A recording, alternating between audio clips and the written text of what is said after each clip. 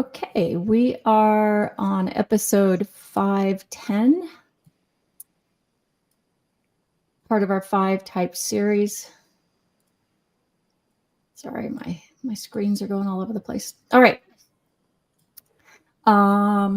Countdown, 3, 2, 1. Welcome to It's All Your Fault on True Story FM, the one and only podcast dedicated to helping you identify and deal with the most challenging human interactions, those involving someone with a high conflict personality. I'm Megan Hunter, and I'm here with my co-host, Bill Eddy. Hi, everybody. We are the co-founders of the High Conflict Institute in San Diego, California, where we focus on training, consulting, coaching, classes, and educational programs and methods, all to do with high conflict. Now, today is the 5th of our 5 types of people who can ruin your life series. And this one is specifically focused on domestic violence. And we're really pleased today to be joined by someone who has seen this up close and in person, Nick Hartbauer, who comes to us from Colorado, and I'll introduce him in a moment. But he's going to give us his perspective from the law enforcement side of things and domestic calls. But before we start, please send your questions to podcast@highconflictinstitute.com or through our website at highconflictinstitute.com/podcast, where you'll also find all the show notes and links. So today, this is really going to be a fascinating discussion, and one that I've been looking forward to for quite some time. In this 5 types of people who can ruin your life series, we started talking about antisocial high conflict people and borderline high conflict people. And then in the last episode, we talked about the involvement by some with those high conflict personality types. And mind you, I'd said some, not all, and domestic violence. So who is it that sees domestic violence up close and in person, in real time, and feels it, experiences the fear, I don't know, I haven't been there, but we do have someone who has, and it's law enforcement. So today I'm pleased to introduce Nick Hartbauer. Nick has been in law enforcement for 16 years and currently resides in Colorado Springs, Colorado, here in the US. And roughly half that time in law enforcement, Nick has been a patrol officer, and the other half of the time he spent in specialized units such as SWAT, working undercover as a narcotics detective, and various property detective units. The last few years he spent as a patrol officer focusing on victims' crimes, especially concerning domestic violence crimes. So welcome, Nick. I am really pleased to have you here. Yeah, thank you. Anything we should add to that introduction?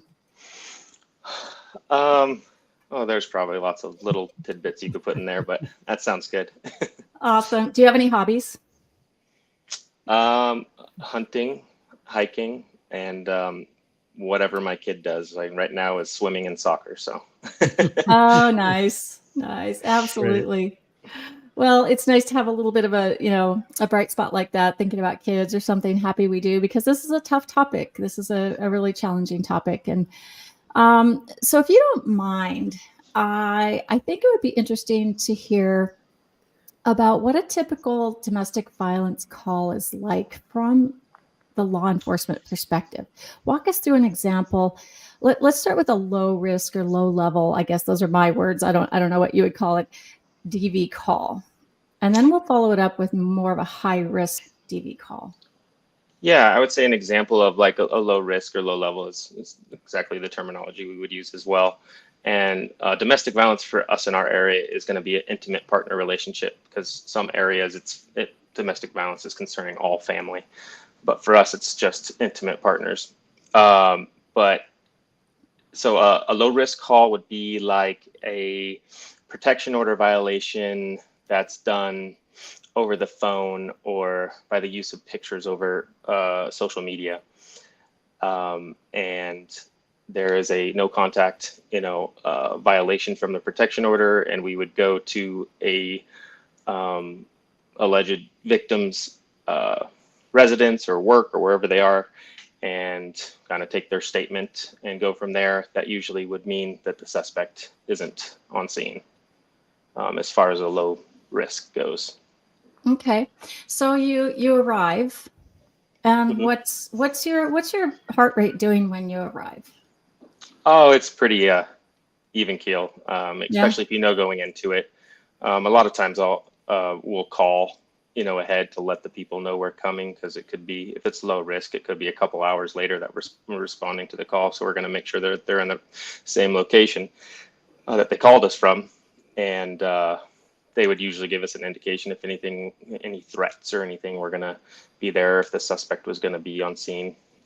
So it's pretty, um, you know, pretty low level heart rate. Okay. And then let's switch to that high risk.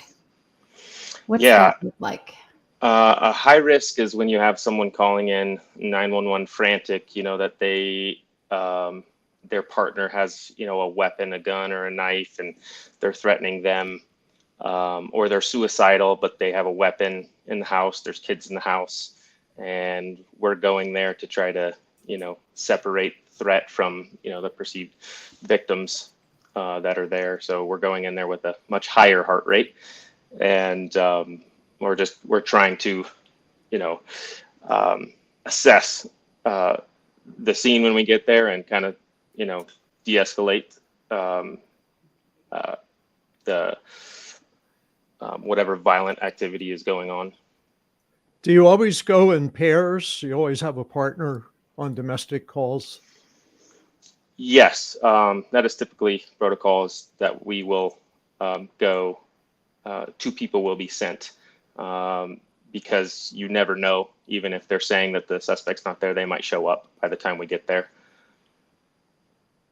So That yes. makes sense. Yeah.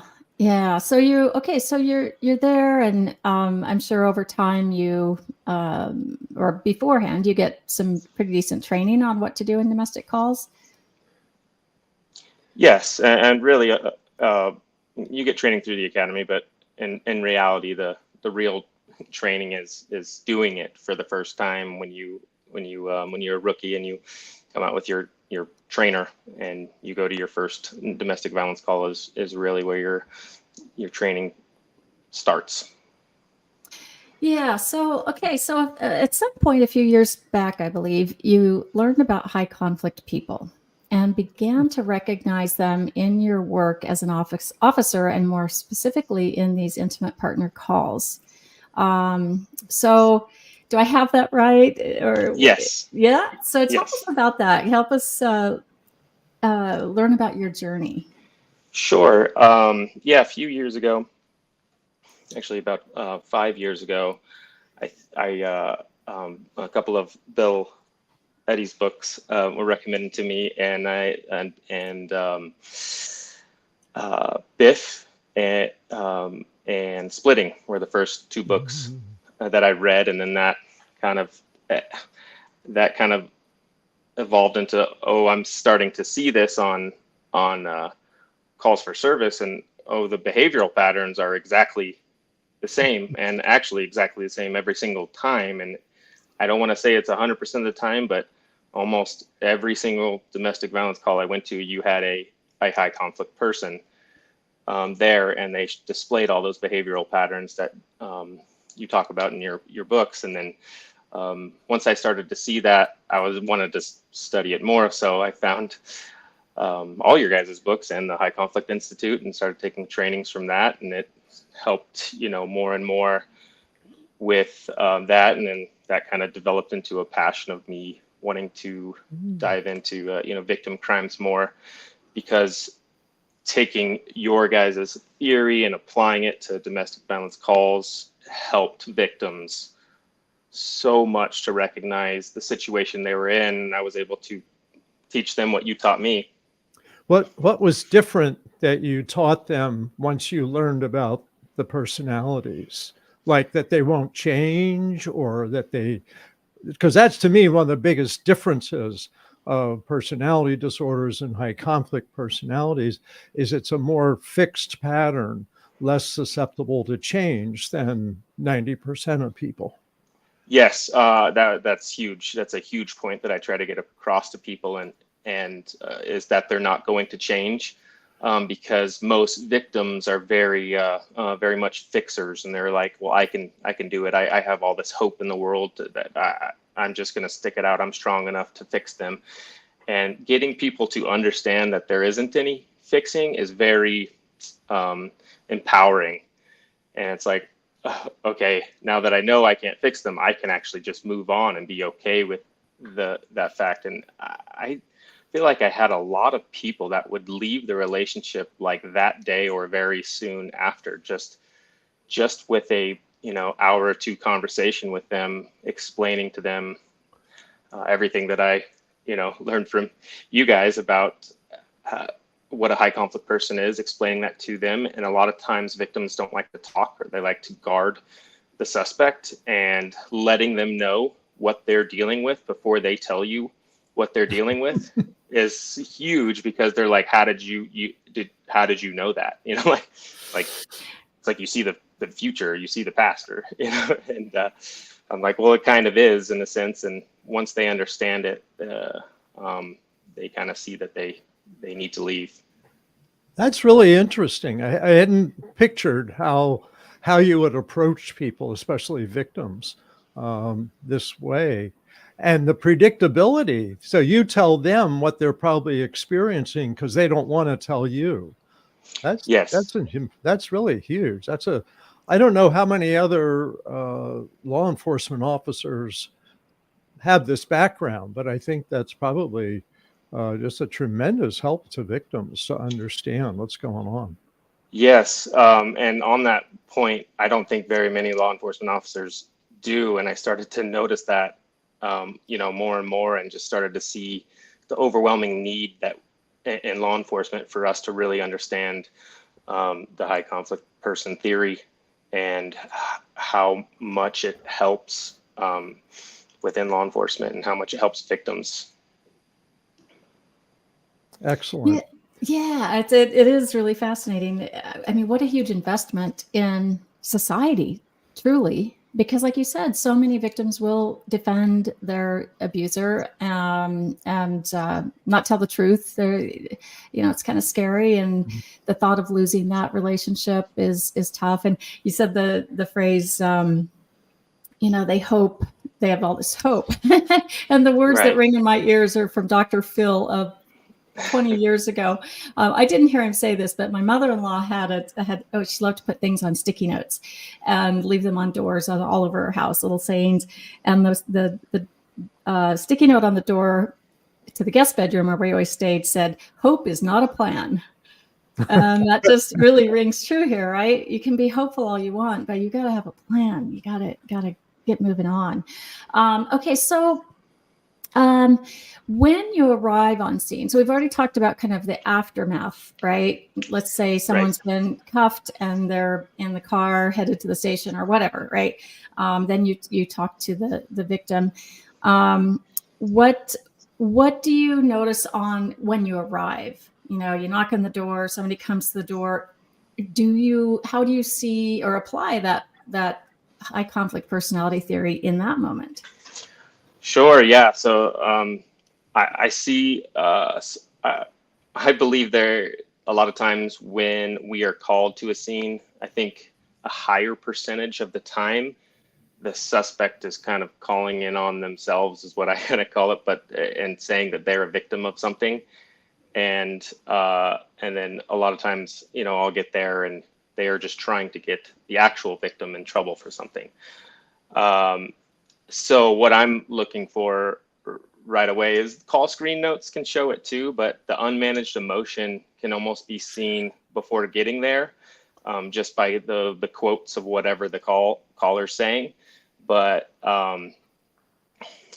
even there's been times where I've called people ahead of time, like, hey, I'll be there in 2 minutes. They're alone, and I show up and I get there and people open the door and like, oh my God, like, you scared me. I'm like, I don't know why I scared you. I literally just told you I was about to show up to your door, And so, some people will act a little bit, and not that that's like a always type, scenario where I'm seeing the behavioral patterns right away, but it's like an indicator, hey, this might be some unmanaged, emotion, or they're just trying to fake being the victim a little bit too much.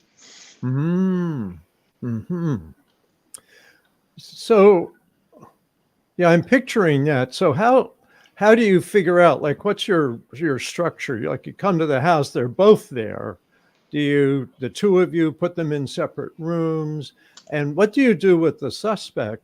You talked about the victim, having a conversation with the victim. What do you do with the suspect, and how do you assess that this is really the abuser or the victim? How do you kind of sort that out? So, yeah, typically, even when they're both there, you can kind of call it a low risk, at times where they're both kind of calm. When you get there, you might have one displaying a little bit of unmanaged emotion right away, or sometimes, like, and maybe it's more antisocial, where they kind of don't really show any emotion, Right. like they're not worried because they know they're about to manipulate you. So it just seems like they're kind of so cool and calm. But anyway, so I like that initial couple of minutes when they're both in the same room, and my partner might be talking to one, I might be talking to the other, to see which one wants to overhear the conversation more, because I'm trying to, because they're trying to see what they're saying, to shout over them, like, hey, well, this happened today, or he hit me, and then the other person's not really talking to my partner. He's really more listening to the conversation, and they're like, and then they shout out like, I didn't hit her or him or whatever. They did it to me. And then once I kind of see that, it really kind of speaks to, okay, I have the victim here, or I have the suspect here, and now I'm going to separate and go into another room, because separating is huge, because as much as victims don't want to talk or make the other person look bad, they definitely aren't going to tell you anything in front of the other person. At least not, in a high percentage of the time they won't. So you got to get them to where they feel comfortable to speak, where the other person can't hear. And then when you're listening to their stories, are you listening for, all or nothing, for blame, for taking responsibility, for manipulation, for lies?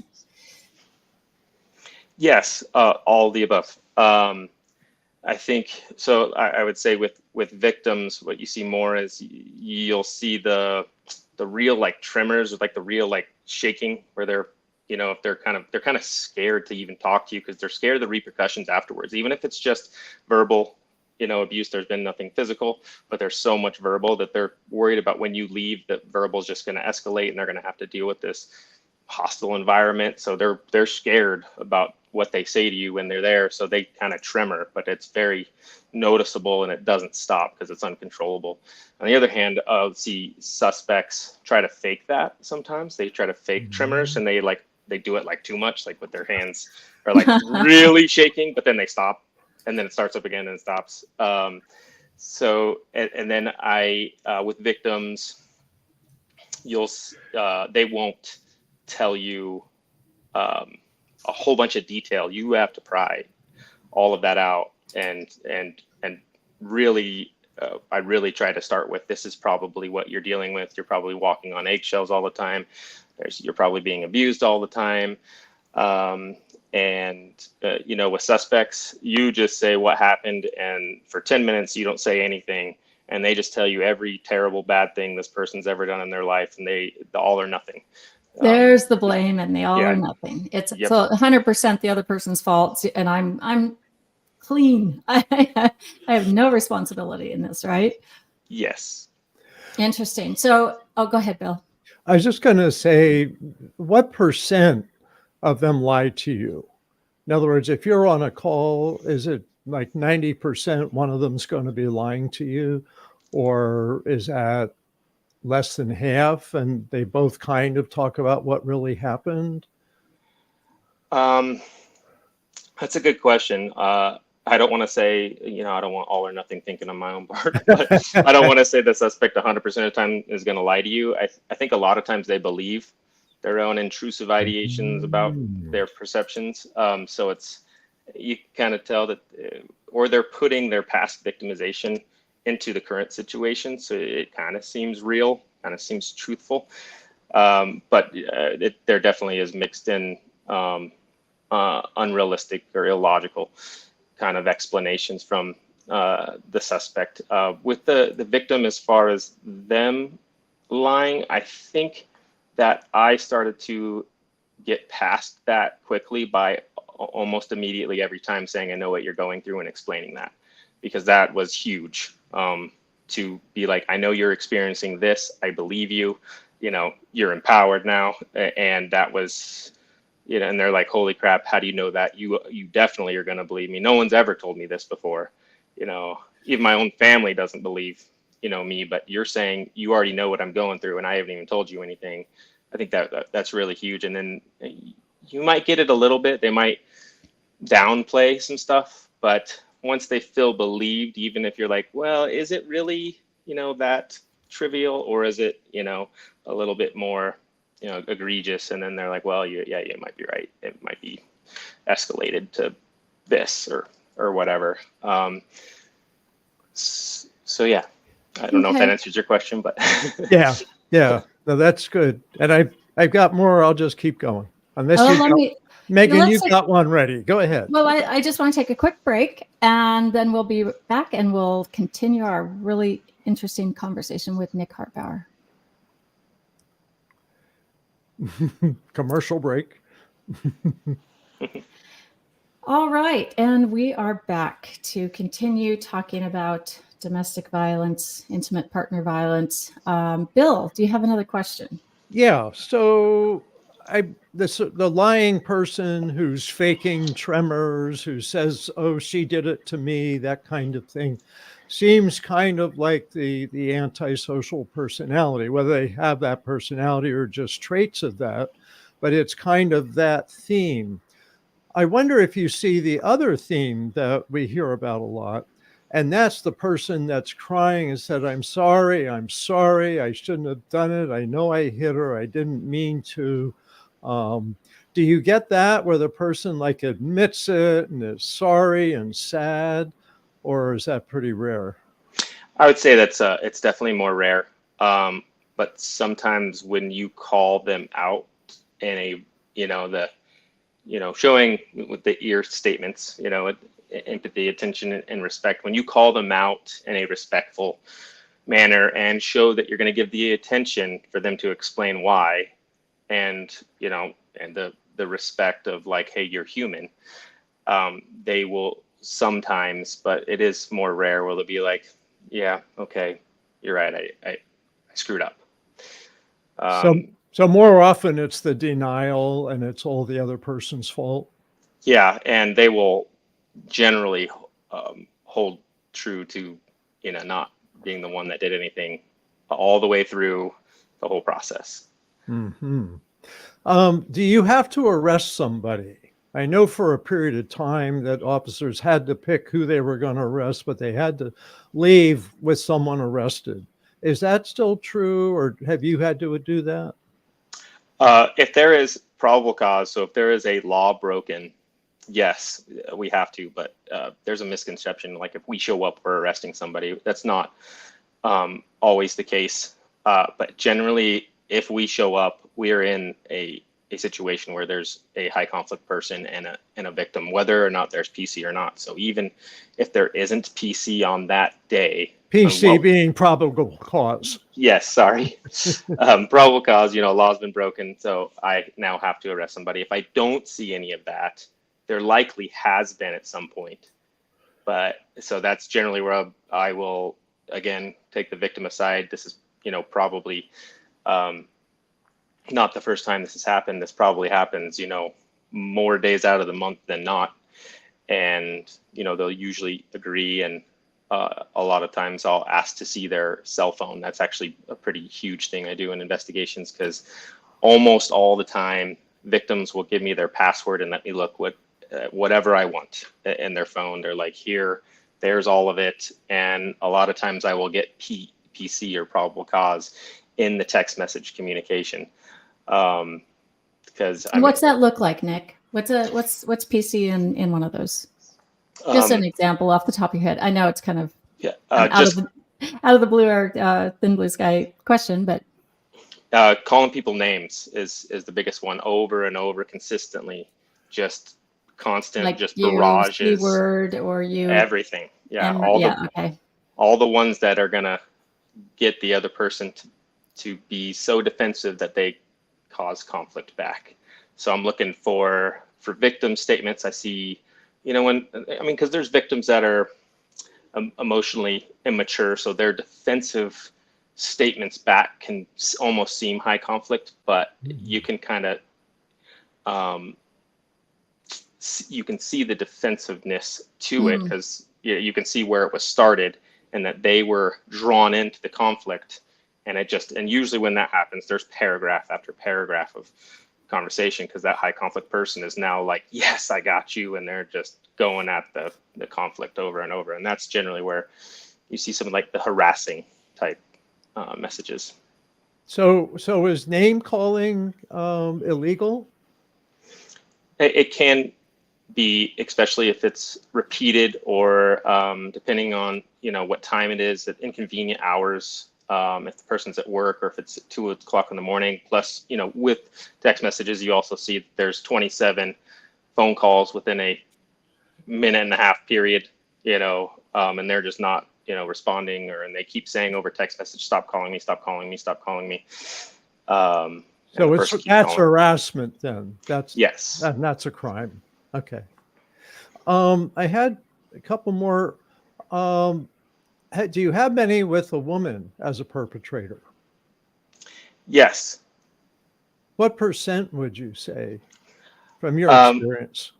Yeah, that's a good question. And that's something that I started to question, because I looked into a National Institute of Justice study, and it showed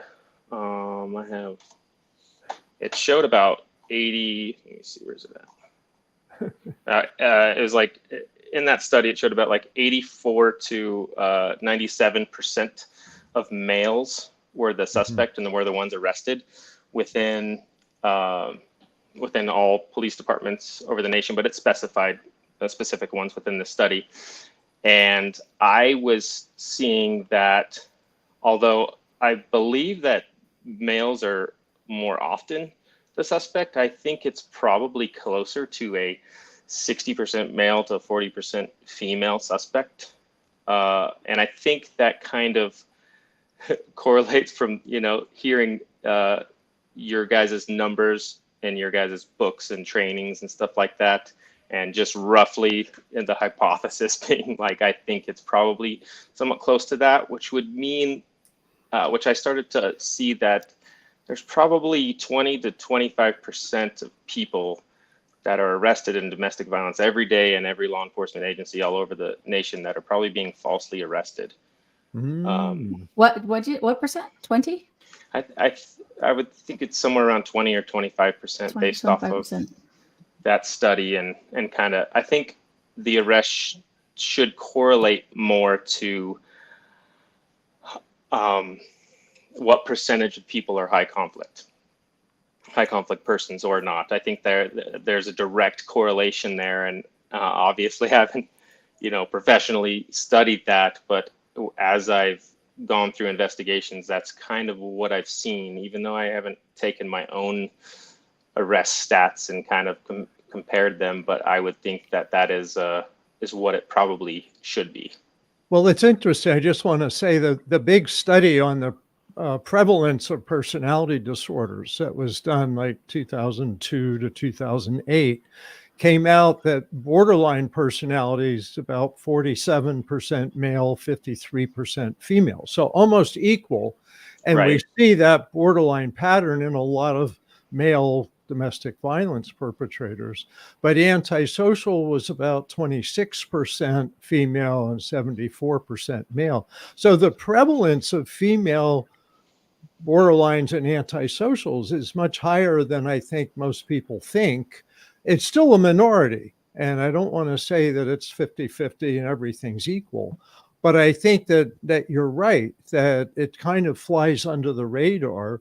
And there may be, and I've had cases as a lawyer like this with male clients where they were accused of being the perpetrator when in fact the female was in fact the one who had been violent, and with a history of that. So it's interesting. I think people should know that, but also not say, well, men are just as abused as women, because that's not true. It's still more of a male thing. Yes, I think so. One more question, then I'll give it back to you, Megan, is what about children? So if there's children in the household, how do you deal with that? What do the children generally seem like? And how do you deal with that if you have to send away one of the parents? Good question. Depending on the age of the children, I may or may not talk with them. I will try to arm the victim parent with the best knowledge that they can give the children.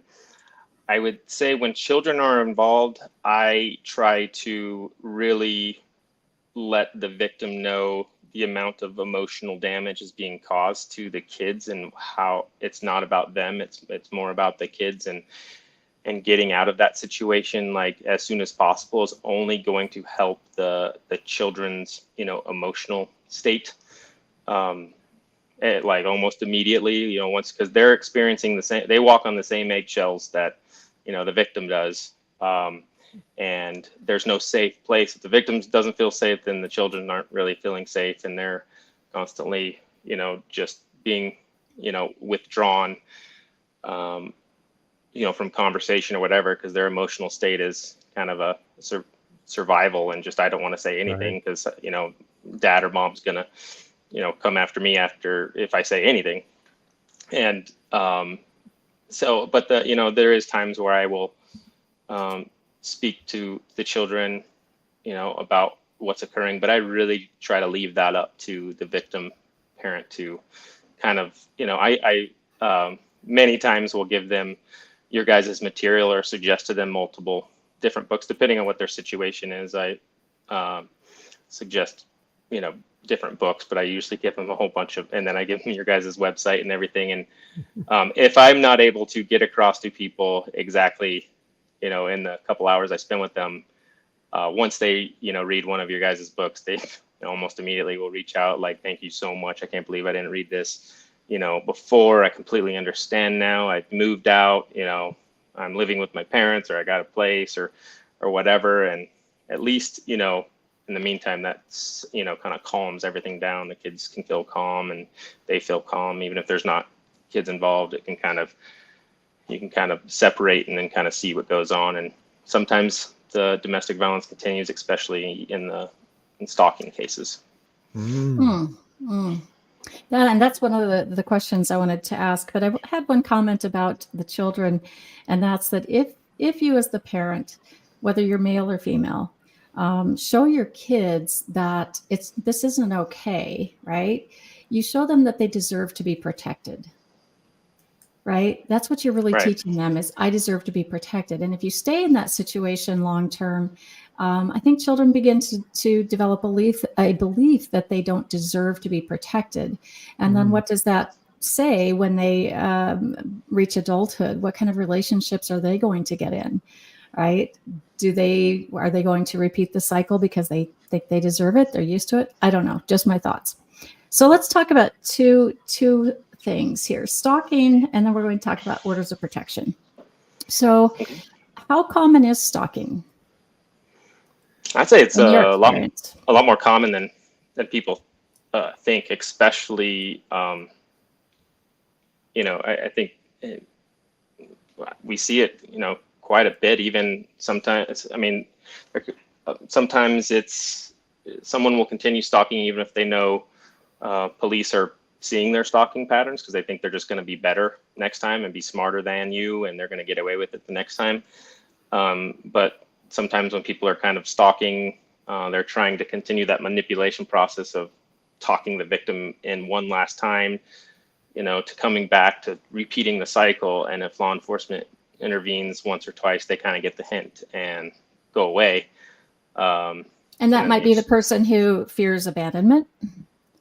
yes, So they feel like they have to be connected, and it doesn't seem unusual to them that they are driving past the other person's house 42 times a week, right? Or sending all those emails, or monitoring phones, things like that, right? yes, and I think that's where the cars method and the ears method really help. If you're able to try to have some of that compassion for the suspects, knowing that they probably had some type of childhood trauma that caused this, and especially that's why I studied your guys' stuff even more. To once I understood those methods more and developing more of that, compassion, empathy for the suspects, you're really able to apply the ear statements very,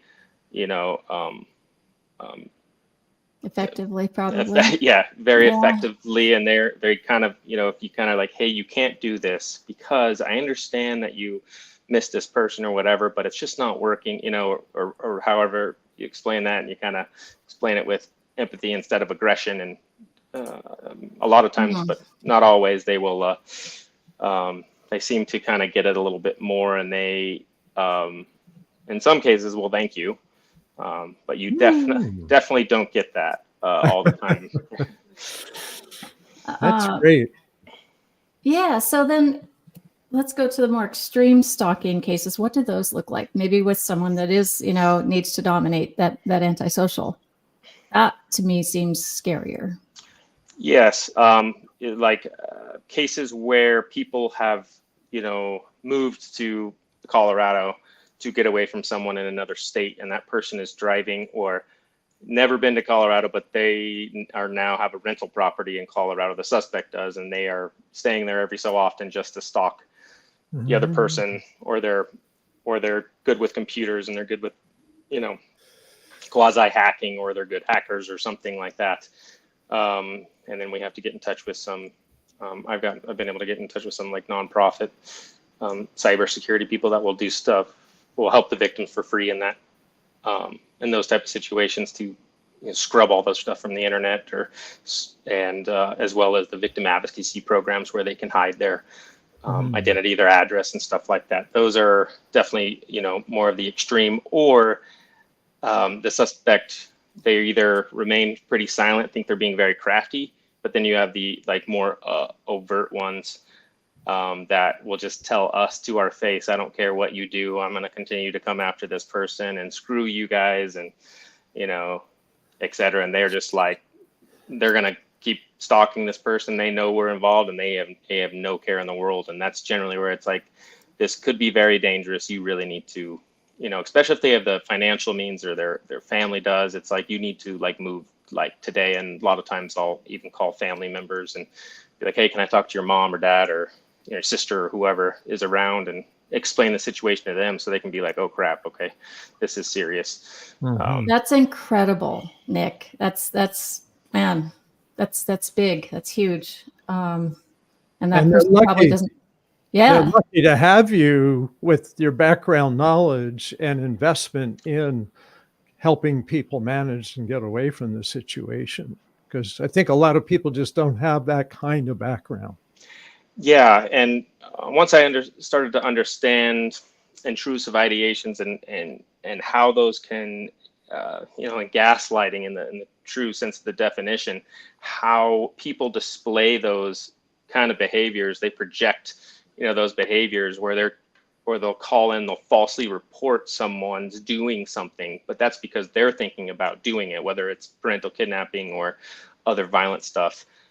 And you start to see that pattern more, and then you can start to go, this is actually, pretty dangerous. And I'm not noticing that trend with, other officers, and even some of our domestic violence, detectives and stuff like that aren't really, I don't see that they really understand that. So that the need for the high conflict theory to be taught in law enforcement, I think is overwhelmingly huge. It needs to start happening.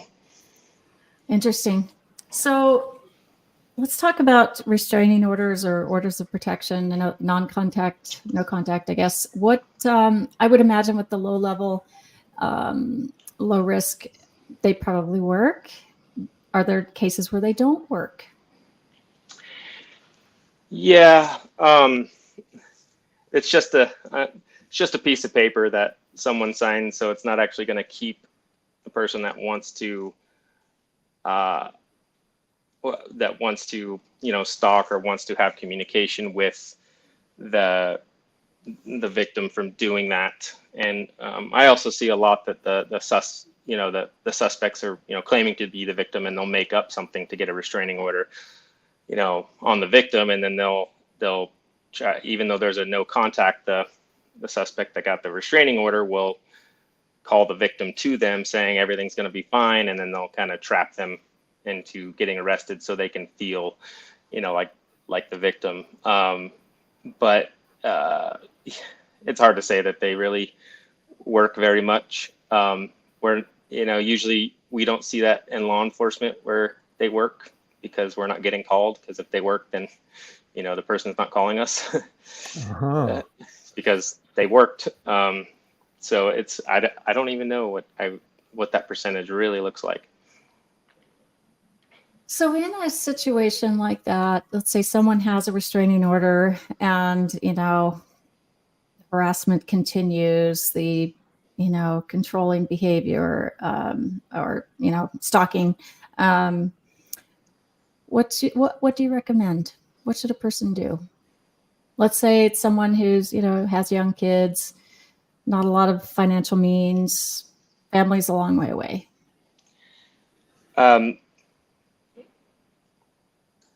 Move with family long ways away. If you have family that's willing, and even if they're across the nation or whatever, at least in the short term, like, you need to make that extreme decision for yourself and your kids to be safe, and try and don't let the suspect know where you're at. In some cases, they can pull on your heartstrings. Like, I just want to talk to my kid. I want to FaceTime my kid just to see where you're at. They don't even really want to talk with the kids or whatever. So it's really kind of hard to say, like, do or don't talk with the other parent at all until there's some type of something from the court, because suspects can take that to mean like I can alienate the victim. But like with victims in that situation, if you have any means to move with family somewhere where you are protected and more safe, and you got a witness, their friends, whatever, without telling the suspect where you're going or trying to hide that, or getting into some type of victim program where they can help hide your address and online identity, you have to start making those calls today. If you don't have any help, you're going to do it yourself, ask friends or family for help, or hopefully if you call someone in law enforcement, they're understanding and they believe what you're going through, and they can help get those resources to you. Lots of DV shelters and nonprofit organizations, and I mean, there's a lot of help. So make the call, right? Yes. All right. Well, we've gone. I think we've gone almost 45 minutes, and I think we could go probably several hours on this. And we'll most definitely have you back, Nick. Any last questions, Bill? Well, I don't know how long a question this is, but I'm wondering if you know any outcomes, like for the suspects or the victims.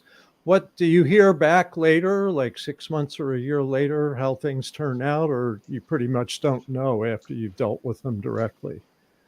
I do hear back quite a bit, 6 months, a year, even more, from people, whether they're just thanking me for getting them out of that situation and they're glad they're out, or maybe they reached out in the days or weeks to follow, and then a few months goes by, and I just kind of like, I wonder how that, if that person's doing, if they're still getting contacted, or if they're still in their good state of mind, their kids are in a good state of mind. I'll just reach out and ask them how they're doing, and then a lot of times that'll initiate like a huge conversation. But yeah, there is a lot of really awesome success stories that I've heard from that. So. And victims, suspects, do they get into treatment programs? Do they end up in prison? Do you ever hear what the, I don't know if I should use this word, what the hope is for them in society? Yeah, I don't typically hear of suspects, becoming better. They're not calling you and saying, "Hey, thanks, Nick." No, I don't think ever. Yeah. Actually, and just from hearing from other, victims, that I don't know if I've really ever heard like, "Hey, the person's made a change in their life and we're able to get along now." Yeah, I think it's very rare for. I know there's been a couple cases where there's been court-ordered psychiatric, help for suspects and stuff like that. But a lot of times they don't go, or they just stop contact completely with their kids, or they're like, "Screw it, I don't want to go to that. I'll just not even talk to my kids," and they just kind of go away. Yeah, in family court, we've had cases that were ordered into 52-week batterers group therapy that have been helpful, but like you said, it's not a lot. So just people know listening, there are resources, but getting people who are abusers to use them is a big project and often takes a court order. Yes, and I've, tried a couple times to experiment myself to try to see if I can talk some sense into suspects in the short time I have with them, and it's their reasoning and logic are just so out there that it's like it seems impossible. That's what Bill would call a forget about it. Yeah. You were going to go there, huh, Bill? Exactly what I was going to say. Thank you, Megan, for saying it. I had to learn that the hard way. Yeah, but you learned it. That's the important thing. So one last question, then we'll go. I know there's a lot of trackers that can be put on cars and personal items and things these days. How does someone figure that out? How do you know? How do you check out your car, your items, find out if you're being tracked? Yes. So there's I get that a lot. And it used to be like, we would just call people crazy that, in law enforcement is just kind of overwhelming. Someone says they're being tracked, or like, "Oh, that person's crazy." Well, these days, like, there is so many trackers, and there's so many OBD sensor things that you can put, in your car, that there's programs out there. You can track the health of your car, but it also is doing GPS. Or there's car companies, especially more expensive cars that have constant tracking that you can sign up for, on their website or whatever. So it is very prevalent, people's phones can be tracked. And then you have like the air tags. We see a lot. People sew into backpacks or shoes, or they place under seats. It's even I found some luggage with a tracker, because I was thinking, boy, wouldn't it be nice to track your luggage on a flight when it gets lost? But the implications of that in violence are pretty big. Yeah, I think it's becoming more and more prevalent, especially in like stalking cases, tracking stuff of their kids so they know exactly where the other person's going.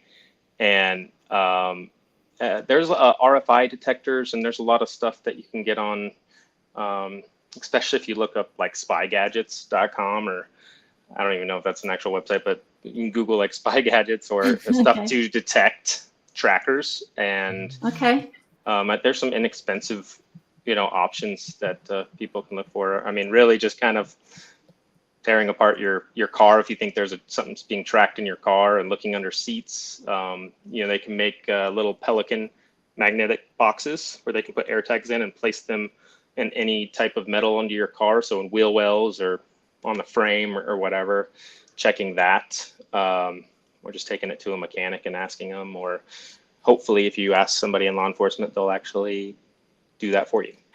Okay, very good. Yeah.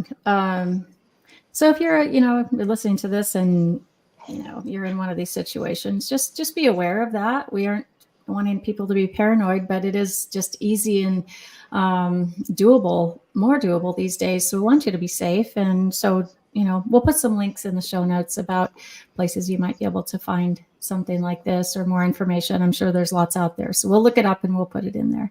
So Nick, thank you from you. the bottom of our hearts for being here today. You've been there, done that, and we're grateful. There are people who are being helped listening to this, and it will live on in perpetuity. So thank you. Thank you for the service in law enforcement, first of all, and thank you for being here today. You're welcome. So, Thank you for having me. oh, you Thanks bet. so much. Yeah, this is really great. I think this will help a lot of people. Absolutely. And you'll be back. Next week, we'll continue our 5 types series. And next week, it'll be on narcissistic personality, high conflict personalities. And then we'll follow that up with what that looks like in relation to domestic violence.